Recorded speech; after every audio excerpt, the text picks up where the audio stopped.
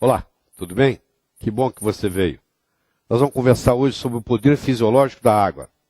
A água é a substância mais abundante no corpo e pouco lembrada na prática médica. Grande parte do corpo é água e nós médicos sabemos muito pouco sobre água. 60% do peso corporal é constituído de água. A água é o mais abundante constituindo do corpo humano. Um indivíduo de 70 quilos tem aproximadamente 42 litros de água distribuído de uma forma diferente no corpo, principalmente intracelular. 2/3 ou mais da água no corpo está dentro da célula. Tá? Então a concentração é principalmente intracelular. Aqui está a concentração da água no mundo. Apesar de mais de 2/3 do planeta ser água, a grande quantidade de água é salgada. Nós não tomamos água salgada. Nós precisamos de água doce. Só 2,5% é água doce. E desses 2,5%, só 0,36% está disponível em lagos, rios e pântanos. 1/3, mais ou menos, 1/5, mais ou menos, 1/4 disso aqui está no subsolo e os outros estão nos polos, congelados na forma de gelo. O Brasil, apesar de ter rios caudalosos, grande parte da água brasileira, infelizmente, está contaminada, principalmente por metais tóxicos, metais pesados. Aqui está a molécula da água. A água é formada de 2 hidrogênios, que são os polos positivos, e o oxigênio, que é o polo negativo. Então ela tem uma polaridade do H2O. Essa polaridade cria um ângulo em torno de 104,5 graus, que é o ângulo normal da água, que quando colocada na forma hexagonal, ela vai para 109,5. Para ser colocada na forma hexagonal, a água tem que ser ionizada ou a água tem que ser congelada. Quando ela está na forma de flocos de gelo, ela atinge a forma hexagonal, a estrutura hexagonal, e o ângulo vai para 109,5. E ela expande. É o único líquido que, quando congelado, expande. Nós estamos com uma série de doenças degenerativas no mundo. As doenças degenerativas, apesar da evolução da medicina, continuam aumentando. Né? Nós cuidamos das infecciosas, mas continuando aumentando as degenerativas. E a pergunta que se tem é a seguinte: será que a água que ingerimos está contribuindo para o aumento das doenças degenerativas? Eu diria que sim, por vários fatores, que nós vamos discutir aqui, que são as qualidades da água potável. A primeira delas é a pureza. A água deve ser pura. Mas isso aí é um dos 5 importantes fatores. Ser pura é importante, fundamental. Mas não é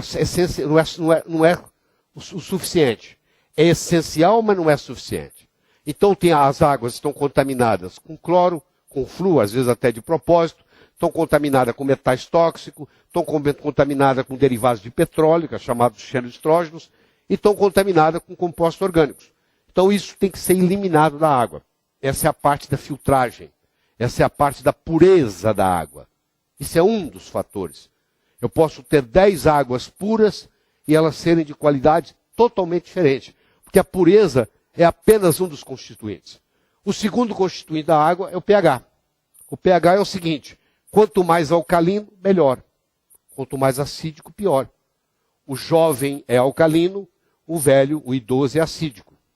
O sangue tem um pH em torno de 7,35, 7,45. O ideal seria você tomar uma água que tem um pH acima de 7,35, 7,45, no mínimo. Porque todas as vezes que você toma um líquido que tem um pH menor do que o pH do sangue, você está promovendo no corpo um sacrifício. O corpo tem que trabalhar por um mecanismo de buffer para poder trazer o pH sanguíneo a esse número, porque esse número aqui é mágico. O pH só tem que estar nesse entre 7,35 e 7,45, senão a pessoa tem sérias consequências na sua saúde. Existem aparelhos que medem, você coloca o probe na água, você mede o pH da água e sabe-se que por volta dos 40, 45 anos, na maioria das pessoas, há uma queda de bicarbonato. Será que o envelhecimento causa a queda do bicarbonato? Ou o bicarbonato que causa o envelhecimento? Nós não sabemos. Existe uma teoria dizendo que a gente envelhece porque a gente vai acidificando. Então o corpo perde essa capacidade de gerar bicarbonatos, de alcalinizar. Então aí a gente passando a tomar substâncias mais alcalinizantes, facilita o processo de alcalinização do corpo como um todo. Todas as vezes que nós ingerimos algo alcalino, por um mecanismo compensatório, o nosso estômago vai produzir ácido clorídrico. Mas o estômago não consegue produzir ácido clorídrico sem ao mesmo tempo produzir bicarbonato de sódio. Então ele produz o ácido clorídrico que vai para dentro do estômago e ele produz o bicarbonato de sódio que vai para o sangue, que vai para o tecido, que vai para a célula. Então esse mecanismo é por isso, porque alguém vai dizer, mas você toma uma água alcalina, quando bate no estômago, ela vai se acidificar de qualquer forma, mas vai se acidificar desse jeito. Mas ao mesmo tempo o bicarbonato está sendo produzido e está sendo colocado no sangue. Todo alimento gera no seu metabolismo final um lixo de natureza acídica. Então uma refeição que você faz, um almoço, um jantar, um café da manhã, ao final aquilo ali vai ter uma reação acídica. O corpo tem que trabalhar para fazer aquilo ficar alcalino.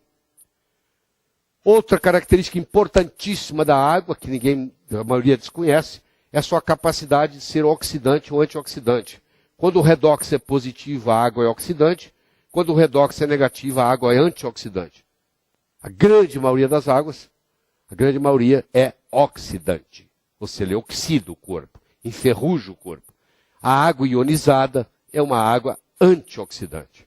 Então, o oxidante e o antioxidante é o seguinte, você tem aqui uma estrutura, você tem aqui as órbitas, você tem aqui os elétrons girando, eles estão equilibrados em um par, um roda no sentido horário, outro roda no sentido anti-horário. Se você remove um desses elétrons, essa estrutura fica um oxidante. E ela sai procurando um elétron para compensar isso aqui. E aí, aquela estrutura que deu para esse, fica oxidante. E aí você tem uma reação em cascata, que pode dar 10.000 reações de uma vez. Você mede a capacidade oxidante ou antioxidante da água em milivolts. Existem aparelhos especiais que você coloca lá o probe e sai a medida. E isso aí determina se ela é oxidante ou antioxidante. A outra característica importante da água é a condutibilidade. A água tem que conduzir, ela tem que ser um solvente cujos solutos são iônicos, ela tem que ter minerais dissolvidos nela. Por isso que uma água de osmose reversa, uma água destilada, uma água desionizada, não serve para beber, porque ela não tem os minerais. E se ela não tem os minerais, compromete a condutibilidade. E além de comprometer a condutibilidade, essa água agora vai puxar minerais do osso e vai a longo prazo causar osteoporose. Existem aparelhos que são capazes de medir, que você tem que ter no mínimo para uma água ser boa, 100 partículas por milhão de minerais dissolvidos nessa água. Então as águas chamadas purificadas, a maioria das águas, a grande maioria usada em refrigerantes são águas purificadas, são águas destiladas, são águas desionizadas ou são águas filtradas por osmose reversa. Por isso que refrigerante a longo prazo causa osteoporose, além de causar acidez, que o pH do refrigerante também é muito baixo. E finalmente, a tensão superficial da água. A tensão superficial, quanto maior, mais dificuldade tem a água de fluir. E quando ela é tomada, quando ela chega nos capilares, tem capilar que ela tem que ir contra a gravidade. E se ela tem uma tensão muito grande, ela não sobe. E, consequentemente, ela acaba, às vezes, até desidratando. Se você te tomar uma água com uma tensão superficial muito grande, você acaba sofrendo um processo de desidratação tomando a água. Isso depende muito de como as moléculas se aglomeram, os aglomerados, chamados clusters, que é medido por ressonância magnética nuclear. Então você tem aqui uma água que tem moléculas formadas em grupo de 11, e você tem aqui uma água formada em moléculas em grupo de 6, na forma hexagonal. Essa aqui essa em forma de 6 tem uma tensão superficial muito menor do que aquela em forma de 11. Então essa aqui seria muito mais benéfica do que aquela. À medida que você ioniza a água, você vai fazendo o cluster ficar menor e com isso, consequentemente, vai diminuindo a tensão superficial.